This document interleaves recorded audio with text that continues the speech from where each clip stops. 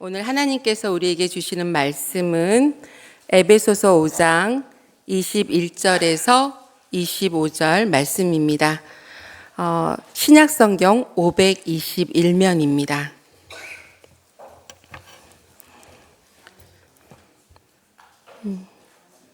에베소서 5장 21절에서 25절의 말씀을 저와 같이 교독하시겠습니다.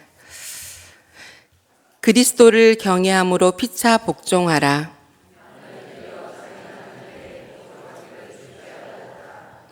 이는 남편이 아내의 머리됨이 그리스도께서 교회의 머리됨과 같음이니 그가 바로 몸의 구주시니라.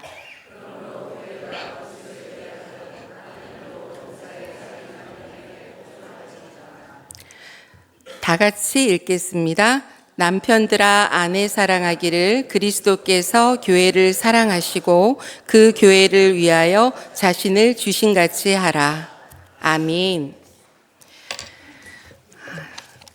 네, 오늘은 가정의 달 두 번째 시간으로 부부의 세계를 아십니까? 라는 말씀으로 함께 이야기를 나누려고 합니다. 시작하기 전에 제가 잠깐 기도하고 시작하겠습니다. 사랑하는 하나님 감사합니다. 하나님께서 오늘 우리에게 또 귀한 시간을 마련해 주셨습니다. 하나님, 오늘 가정의 달 두 번째 시간으로 부부의 세계를 아십니까? 라는 주제로 말씀을 나눕니다. 하나님께서 함께 하셔서 오늘 이 시간에 하나님의 말씀을 우리가 귀하게 받고 또 은혜 받고 돌아갈 수 있도록 하나님께서 함께하여 주시옵소서. 예수님의 이름으로 기도드립니다. 아멘. 네, 오늘 부부의 세계를 아십니까? 라는 말씀을 가지고 이제 말씀을 전하려고 하는데요. 지금 여기 위에 포인터가 준비가 안 돼 있어서 제가 부탁을 드렸었는데 한번 좀 갖다 주시면 좋을 것 같고요. 오늘 이 말씀을 듣기 전에 눈맞춤 영상 같이 한번 보겠습니다. 오늘 읽었던 에베소서 5장 21절에서 25절의 말씀을 이제 공동 번역으로 우리가 같이 한번 읽어보려고 하는데, 지금은 아내 되시는 여러분이 화면 보여주십시오. 예, 넘겨볼게요. 잘 안 넘어가는 것 같은데. 예, 그 다음 보여주세요. 그 다음이요. 포인터가 잘 안 먹는 것 같은데, 우리 아내 되는 여러분께서 제가 이제 하나 하면은 요걸 읽어주시면 되는 건데요. 뭐 선서 같은 건 아니지만 공동 번역된 말씀으로 아내 여러분들만 함께 해주시면 좋을 것 같습니다. 하나,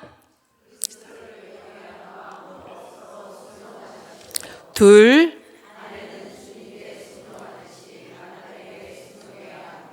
셋,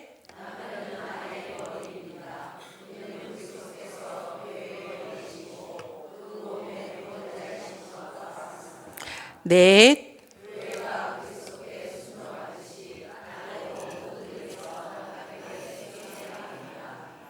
감사합니다. 아내만 하면 서운하시겠죠, 그렇죠?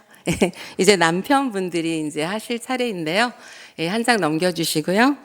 남편 여러분 시작하겠습니다. 하나,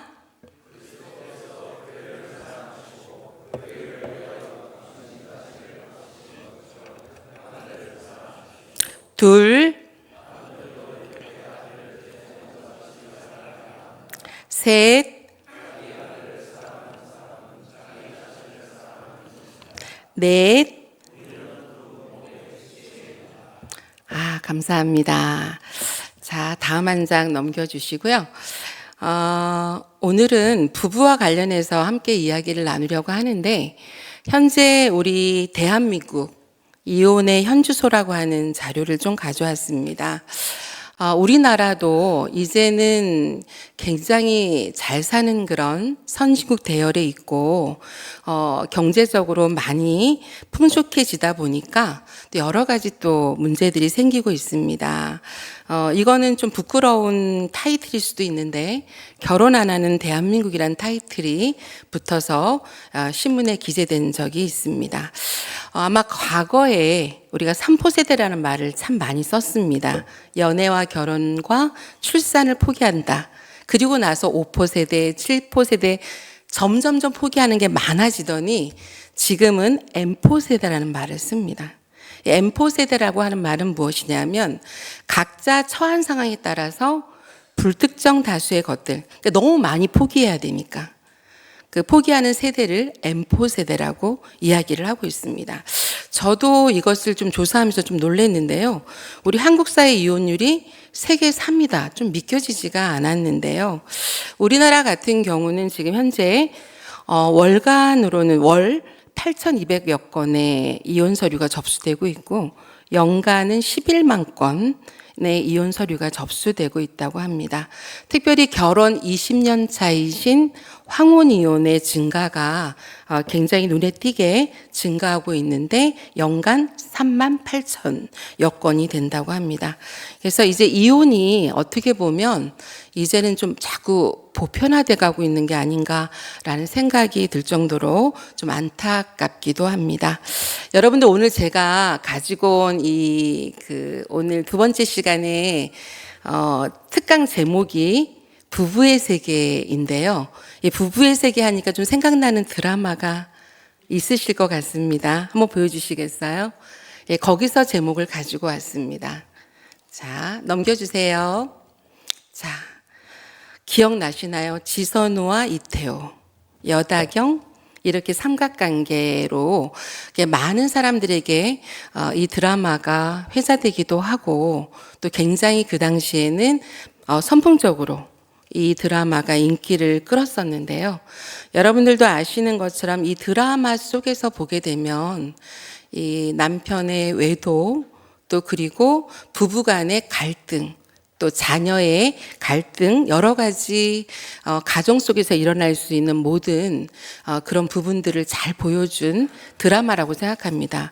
왜 이 드라마가 많은 그런 심리학을 공부하는 사람들과 그리고 또 많은 대중들에게 인기를 끌었을까 생각해 보니까 아무래도 공감을 많이 했던 것 같아요. 이 드라마에 대해서.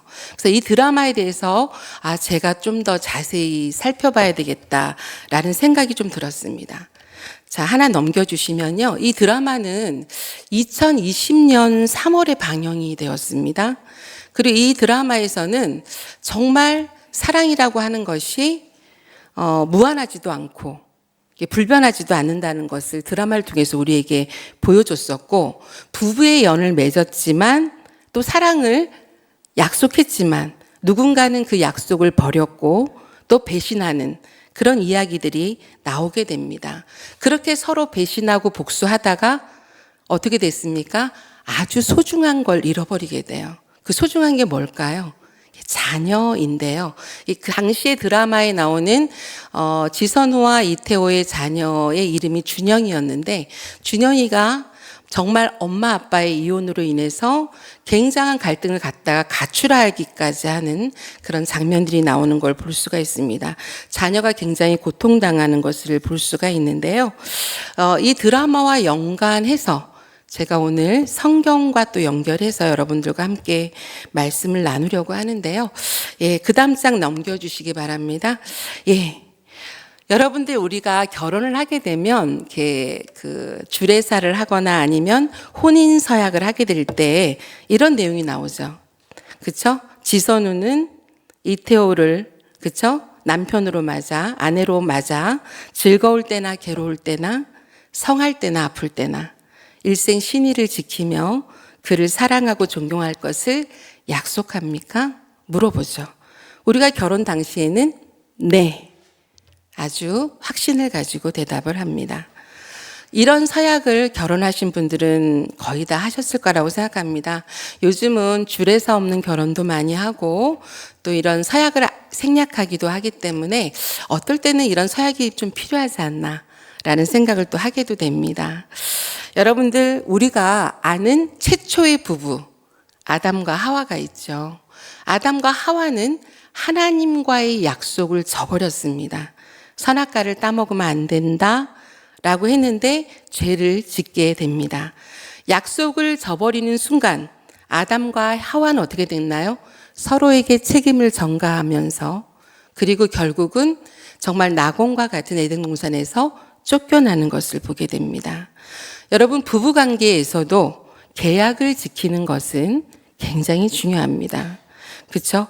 현실 부부들의 갈등들을 뭐 상담이나 뭐 이런 쪽으로 가지 않더라도 우리가 알 수 있는 것은 바로 아까 우리가 혼인서약에 했던 그런 부분들, 신의를 잊어버리는 거, 계약을 파기하는 것을 보면서 그 갈등이 어디에서 오는지 우리는 알 수가 있습니다. 자, 그 다음 장 보시면 용서에 대해서 이제 한번 이야기를 해보려고 합니다. 여러분, 마태복음 18장 21절 말씀에 보면 형제에 대한 이야기가 나와요. 형제를 몇 번이나 용서해 줘야 됩니까? 저는 여기에다가 아내와 남편을 좀 넣어 보았습니다. 주님, 제 아내가, 제 남편이 저에게 죄를 지으면 몇 번이나 용서해 주어야 합니까? 자, 이랬을 때 우리 22절의 말씀에 주님께서 7번이 아니라 77번까지라도 용서해야 된다. 자, 우리가 이 자리에 정말 아내와 남편이라는 대상을 넣고 이야기를 했을 때 우리는 정말 용서하고 있습니까? 용서가 너무 어렵잖아요. 그렇죠? 여러분들도 아시는 것처럼 우리가 말로는, 마음으로는 나는 이제 용서했어라고 하지만 어떻습니까? 다시 부부가 갈등이 되면 과거에 10년 전, 20년 전, 30년 전에 있던 것이 확 올라오면서 다시 같은 문제로 또 크게 싸우는 것을 보게 됩니다. 용서하지 않은 것이고 상처가 아직 치유되지 않은 것입니다. 여러분, 부부의 세계라는 드라마에도 보면 용서받지 못한 자의 절망들이 나타나는 것을 보게 됩니다. 우리가 흔히 상처를 이야기할 때 보면 상처도 두 가지가 있거든요. 아무는 상처가 있고 아물지 않는 상처가 있습니다. 우리가 대부분 작은 오해들은 우리가 대화를 통해서 이제 그 오해를 풀게 되면 상처가 아물게 되죠. 근데 아물지 않는 상처는 어떤 상처일까요? 제가 솔직히는 드라마나 뭐 이렇게 텔레비전을 많이 보지는 않지만 그래도 제가 제 전공과 관계된 그런 다큐가 있거나 그런 방송이 있을 때는 찾아보기도 합니다. 그래서 뭐 오은영 박사가 하는 거라든가 요즘은 근데 뭐 이렇게 결혼 지옥이나 아니면 이혼을 다룬 그런 방송들이 생각보다 굉장히 많더라고요. 그래서 보게 되면서 한 가지 눈에 띄게 제가 이 말씀을 준비하면서 방송된 거니까 이야기해도 되겠다라는 생각이 들어서 여러분들 아마 이렇게 유명한 요리 연구가이신 이혜정 씨 아실 거예요. 그 부부가 이제 나와서 서로 간에 이제 부부 간에 그런 화해하고 또 같이 대화하고 삶을 살아가는 모습을 방송으로 한 것을 제가 보게 되면서 와, 지금 결혼하신 지가 40년이 넘었는데 어쩜 저렇게 안 맞을까? 어쩜 부부가 저렇게 힘들까? 그쵸? 왜냐하면 이 산부인과 의사이신 남편분께서 중간에 외도 여자 문제로 아내를 엄청 힘들게 했잖아요. 근데 아내는 어때요? 시간이 벌써 10년, 20년 다 지나갔지만 어떻습니까? 잊혀지지가 않고 남편이 나한테 정말 제대로 된 사과를 하지 않았다고 이야기를 합니다. 남편도 어떤 입장이냐면 이미 지나간 일인데 왜 끄집어내느냐 하면서 서로 또 다투는 걸 보게 됩니다. 여러분 어떻습니까? 이 자신이 피해자라고 느낀 아내 입장에서는 진정한 용서를 구하지 않았기 때문에 상처가 아물지 않는 거예요. 10년이 지나도 20년이 지나도 그 상처가 그대로 있는 겁니다. 그래서 어떻게 보면 남자하고 여자의 어떤 생각의 차이일 수도 있습니다. 남자분들은 어떤가요? 과거의 사건들, 내가 잘못했던 것들이 있으면 자꾸 덮으려고 하죠. 그렇죠? 다 시간이 이미 많이 지났어. 이런 것도 있고 또 어떻습니까? 여성에 비해서 남성들은 감정적으로 공감해 주는 게 굉장히 부족하죠. 굉장히 부족합니다. 하지만 여성 입장에서는 어떨까요? 여성은 굉장히 감성적이고 감정적인 그런 존재입니다.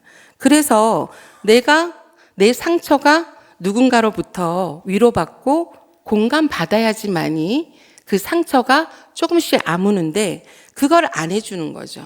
남편이. 그렇죠? 배우자가 안 해준다는 것입니다. 참 그래서 우리가 여기 앉아 계신 모든 분들이 상처가 없는 분은 없을 것 같아요.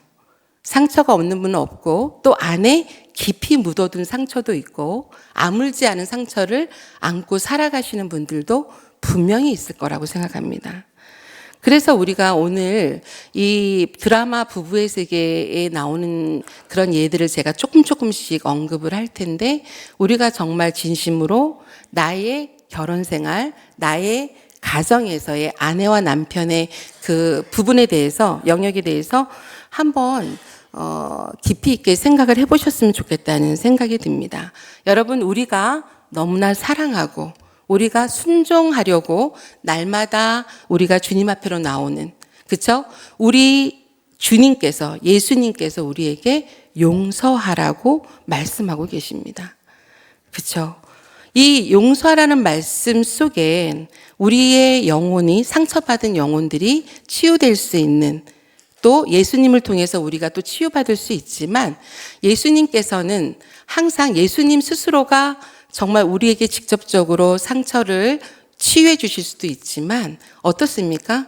우리에게 남편을 주시고 자녀를 주시고 또 우리 교회는 또 목사님도 계시고 장로님도 계시고 어른도 계시는데요. 우리가 상처를 입었을 때 그 대상들에게 정말 용서해 달라. 내가 잘못했다라고 하는 진정한 그런 용서를 구하고 사과하는 것 너무나 중요하다고 생각이 듭니다. 자, 그 다음 한번 보시겠습니다. 자, 두 번째로는 부부의 세계에서 우리가 알아야 될 부분이 이제 솔직함과 정직에 대한 이야기를 하려고 합니다. 여러분 드라마에서 이 이태호라는 인물은 두 명의 아내와 결혼을 하게 되는데요. 한 명은 이제 여당경이라고 하는 불륜의 상대였죠. 그리고 지선우라고 하는 이제 조강지처가 있었습니다. 하지만 결과는 어떻게 되었습니까? 두 명의 아내에게 버림을 받게 됩니다. 그리고 용서받지 못하게 돼요. 그렇죠? 그 이유가 뭔지를 제가 분석을 해보니까 솔직하지 못했기 때문에. 그렇죠? 두 아내가 남편을 사랑한 건 팩트입니다. 사랑했어요. 사랑했는데 이 이태호라는 남자가 두 여자 사이에서 정말 미련을 버리지도 못했지만 그 두 아내 모두에게 정말 이렇게 솔직하지 못한, 정직하지 못한 그런 모습을 보이게 되면서 그 모습이 쌓이다 보니까 두 아내들 모두가 이 이태호라는 남편에 대해서 더 이상 나는 당신을 믿지 못하겠어. 이렇게 되었다는 것입니다. 여러분, 기독교와 우리가 가톨릭을 많이 이렇게 비교를 하잖아요. 그런데 우리 기독교에서는 이제 회개하면서 우리가 하나님 앞에 정직하게 나의 죄를, 그쵸? 아뢰게 됩니다. 그리고 특별히 우리 기독교에는 없지만 가톨릭에서는 고해성사라는 것이 있잖아요. 고해성사를 통해서 수시로 신부님에게 이렇게 자신의 죄를 갖다가 고하고 사함을 받는 그런 과정들을 계속 거치는 걸 보게 됩니다. 여러분 왜 그럴까요? 왜 고해성사를 하는 걸까요? 우리는 왜 회개하는 것일까요? 그것은 바로 우리가 하나님 앞에 정직해지는 시간이기 때문에 그렇습니다. 하나님의 자비와 은총을 입기 위해서는 우리가 솔직해져야 되기 때문에 그렇습니다. 여러분, 이게 우리가 하나님과 우리와의 관계에서도 정직해야 되지만 사람과 사람의 관계에서도 솔직한 관계, 솔직한 태도여야지만이 그 관계가 서로 믿을 수 있는 그런 관계가 되는 것입니다. 그런데 특별히 아내와 남편은 어떨까요? 아내와 남편은 더더군다나 어떤 대상과는 비교할 수 없을 만큼 서로에게 솔직해야 된다는 것입니다. 여러분, 그 러시아의 대문호인 톨스토이가 있습니다. 제가 요즘 이제 20, 30대의 톨스토이 작품을 너무너무 좋아하다가 이제 한동안 안 읽다가 최근에 와서 이 서울대 교수님 한 분이 이 톨스토이의 작품에 대해서 강연하시는 것을 제가 들었는데 갑자기 너무너무 읽고 싶어가지고 톨스토이 작품을 지금 읽고 있는 중인데요. 이 톨스토이가 이런 얘기를 했습니다. 솔직한 만큼 사람들 사이의 거리를 좁혀주는 것은 없다. 여러분, 누군가와 내 속마음을 같이 나누고 싶습니까? 우리 교회 구역에서 아니면 나랑 친한 친구에게 그렇다고 하면 우리는 솔직해져야 합니다. 우리가 거짓이나 위선을 나타낼 때 사람들은 하나둘 우리 곁을 떠나게 될 것입니다. 이제 세 번째로 제가 여러분과 함께 나누고 싶은 말씀은 넘겨주십시오. 책임이라는 것인데요. 여러분, 드라마 부부의 세계에서는 이 키워드를 우리에게 제시합니다. 책임을 어떻게 질 것인가? 결혼에 대한 아니면 부부간의 책임을 어떻게 질 것인가에 대해서 우리에게 키워드를 제시하고 있습니다.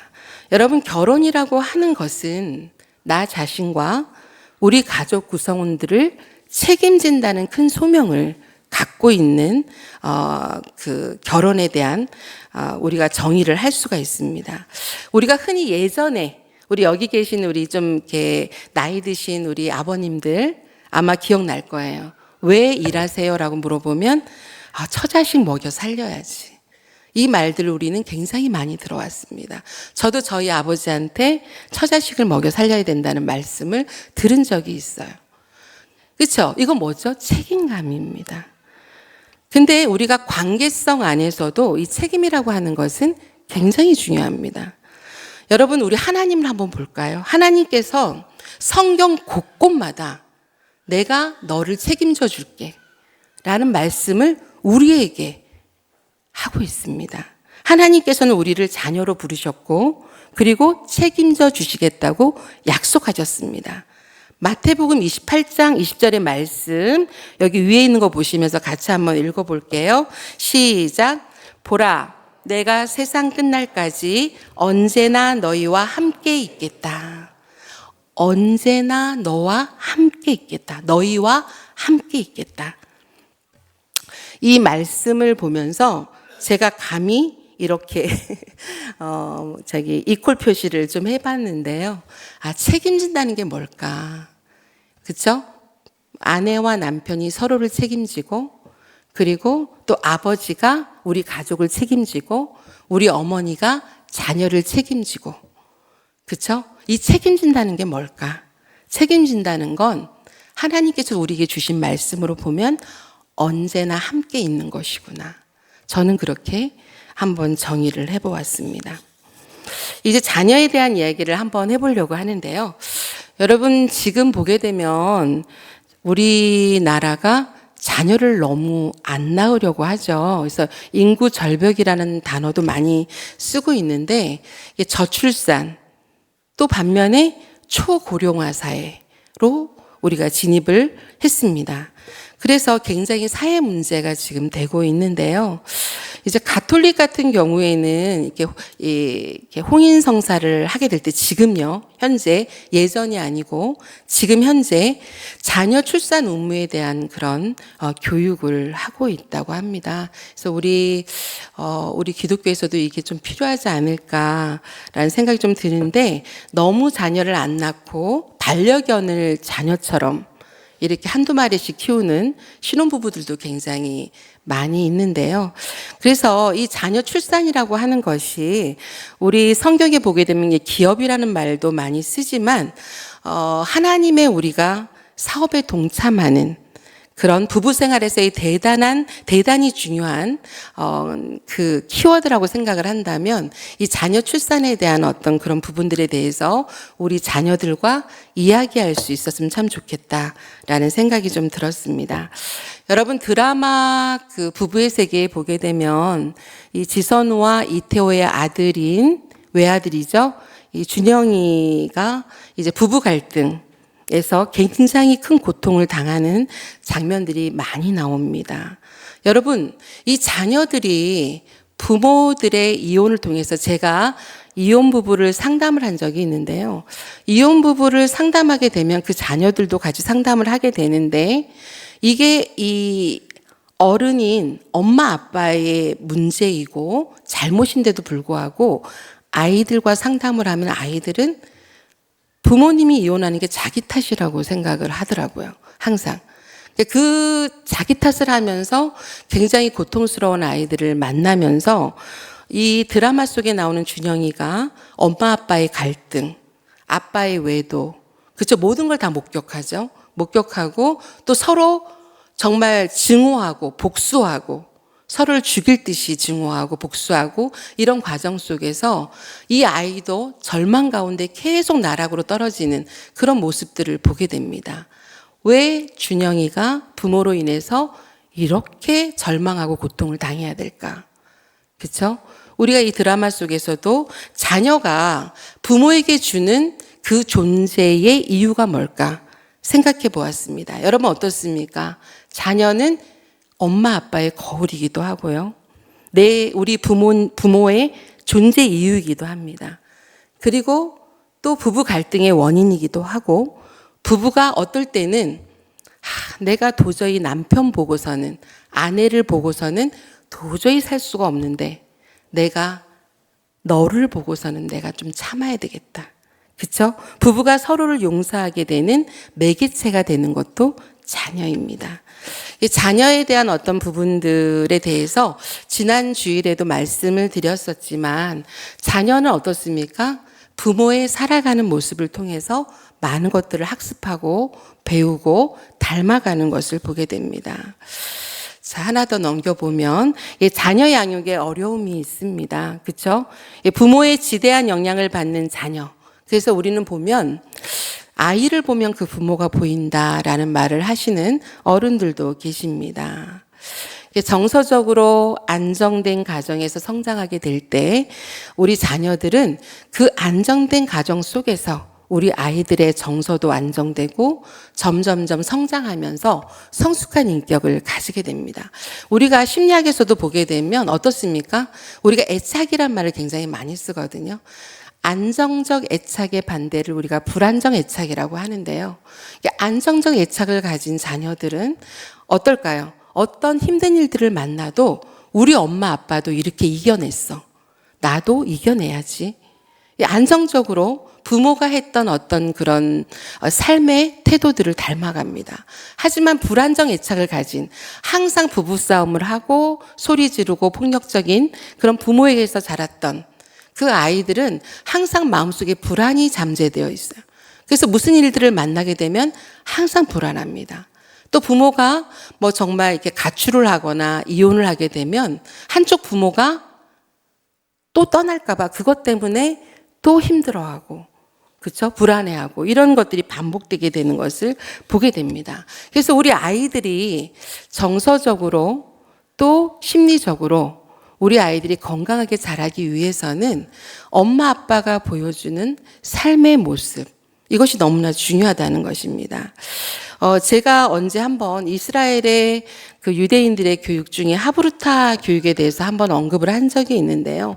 이 하브루타 교육이 정말 제가 30년 전에도 이거와 관련된 책이 등장을 했었는데 또 최근에도 이런 책들이 계속 나오는 걸 보면 유대인들의 하브루타 교육이 정말 대단하구나라는 생각을 합니다. 이게 말이 어려워서 그렇지 우리 신명기 6장에 나오는 그 말씀대로 아이를 가르치는 건데요. 성경에 어떻게 우리 아이들을 가르쳐야 되는지 다 나와 있습니다.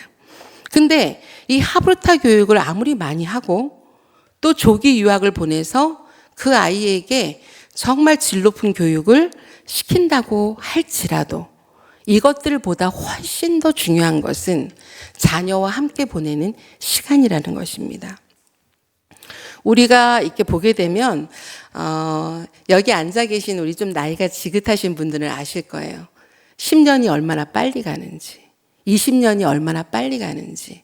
그쵸? 30년이 얼마나 빨리 가는지 살아보셨으니까 아실 거라고 생각합니다. 시간이 너무 빨리 가죠.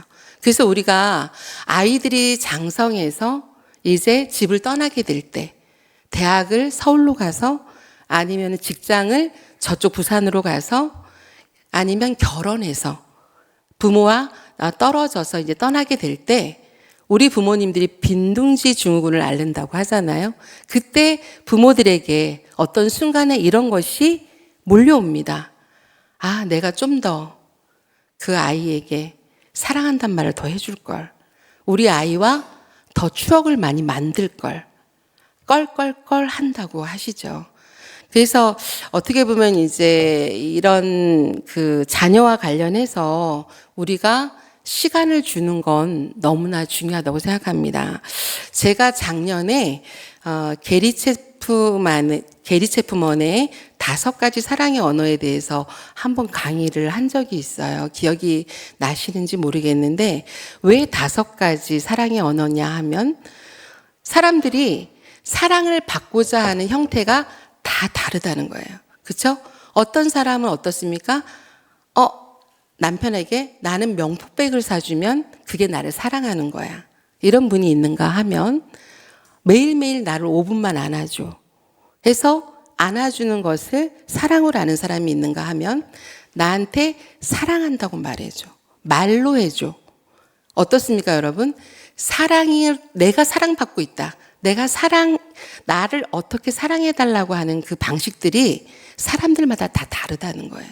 어떤 사람 선물이 되고, 어떤 사람 따뜻한 말이 되고, 다 다르다는 거죠.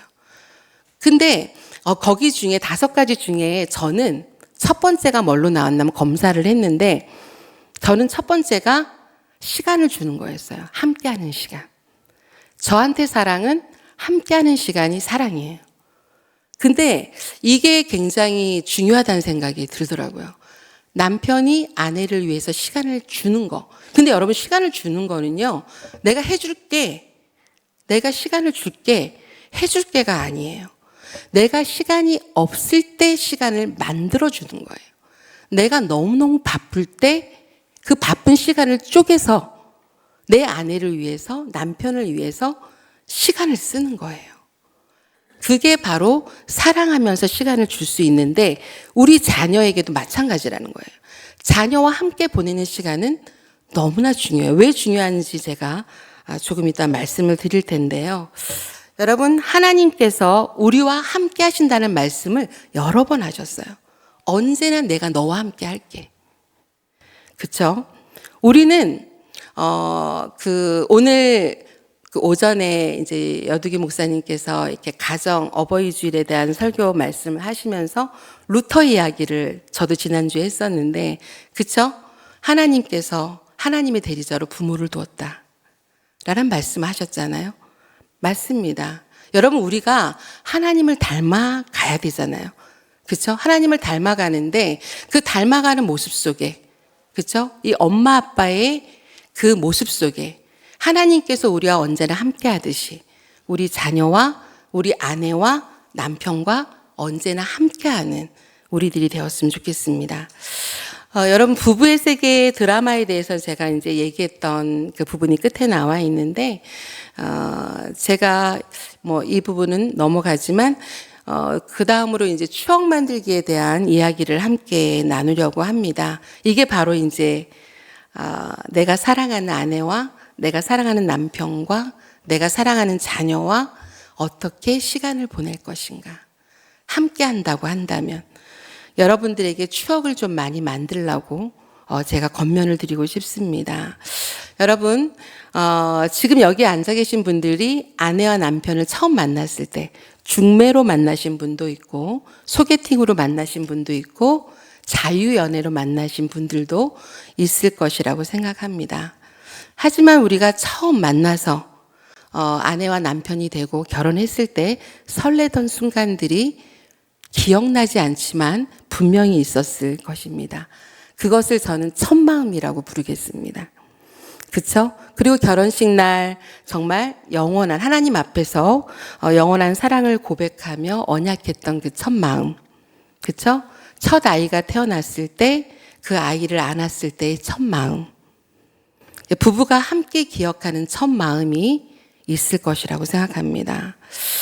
이런 말이 있더라고요. 많은 돈보다는 추억과 기억으로 산다. 이런 얘기 들으신 분들이 있을 거예요. 뭐 이렇게 예를 들면 뭐 나이가 뭐 50이 넘으면 60이 넘었을 때는 정말 추억. 내가 이제까지 누군가와 함께 보냈던, 자녀와 함께 보냈던 그런 추억들이 막 이렇게 스쳐 지나가면서 그런 추억을 곱씹는 그런 말이라고 생각을 하는데요. 이 행복한 추억의 중요성을 저는 너무나도 많이 봐왔고 또 많은 분들에게 이 추억 만들기에 대한 이야기들을 많이 하고 있습니다. 여러분, 우리가 주님을 처음 만났을 때도 기억이 나실지 모르겠는데 얼마나 설레고 또 얼마나 감격하고 얼마나 많이 울었습니까? 이 첫 마음을 기억한다면 우리들은 상대방을 용납할 수 있을 것입니다. 그래서 우리가 서로 배려하면서 살아갈 수 있다고 생각을 합니다. 오늘 부부 세미나를 통해서 제가 여러분들에게 뭐 상세하게 많은 이야기들을 드리지는 못하지만 그럼에도 불구하고 오늘 그 부부의 세계를 아십니까?를 통해서 여러분들이 우리 가정에는 이런 것들을 좀 적용해 보면 좋겠다 하는 것이 꼭 한 가지씩은 있으셨으면 좋겠다는 생각이 들고, 그리고 무엇보다도 이 모든 우리에게 정말 뛰어난 강사, 특강 강사는 우리 하나님의 말씀이라고 생각합니다. 말씀 속에 길이 있고 말씀 속에 우리가 부부로서 살아가야 되는 모든 그런 지침들이 있다고 생각합니다. 하나님의 말씀을 기억하시면서 우리 연포교회 성도님들 모두가 행복한 가정을 이루시기를 기도합니다. 기도하겠습니다.